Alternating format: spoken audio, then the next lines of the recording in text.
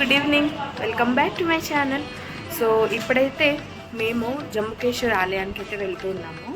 So ఇక్కడ నుంచి 2 kilometres. So అక్కడ పోయి ఎక్స్ప్లోర్ చేస్తాను. సో అంతవరకు స్టే ట్యూన్.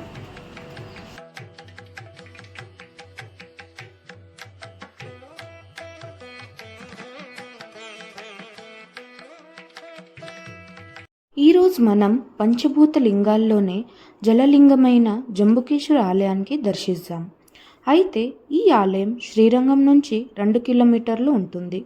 ఆటో వాళ్ళు 100 రూపీస్ ఛార్జ్ చేస్తాడు. అలాగే ఈ ఆలయం మన దేశంలోనే అతి పురాతనమైనది ఆలయం. అలాగే ఈ ఆలయం 1800 ఏండ్ల కంటే కూడా చాలా పురాతనమైనది. అనేకి చాలా చారిత్రక ఆధారాలు కూడా ఉన్నాయి.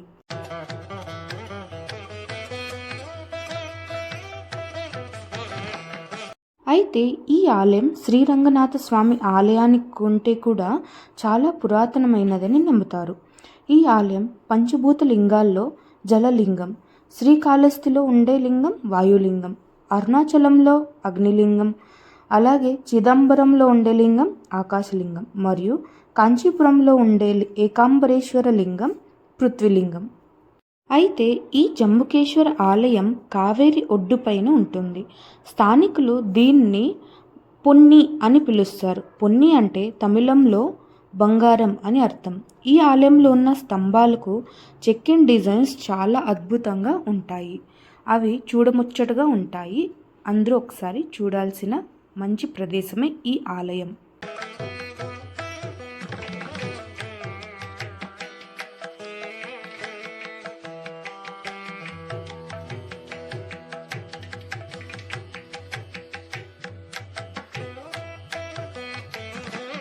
అలాగే ఈ ఆలయం ఒక స్థల పురాణం తెలుసుకుందాం.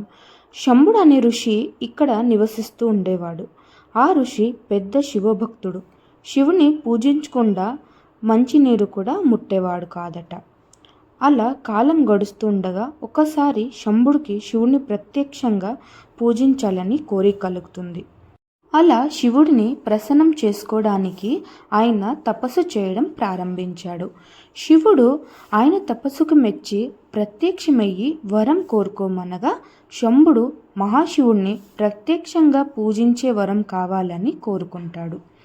ఆయన మేరకు శివుడు ఇక్కడ నేను లింగం రూపంలో వెలుస్తాను, నువ్వు జంబువృక్ష రూపంలో ఉండి నన్ను పూజించని చెప్పి అంతర్ధానం అవుతాడు. ఇక్కడ జంబు వృక్షాలు అంటే తెల్ల నేరేడు వృక్షాలు అని అర్థం. శివుడు శంభుడికి ఇచ్చిన వరం ప్రకారం శివుడు లింగంగా ఆవిర్భవించగా శంభుడు జంబు వృక్షమై శివుడిని పూజిస్తూ ఉంటాడు.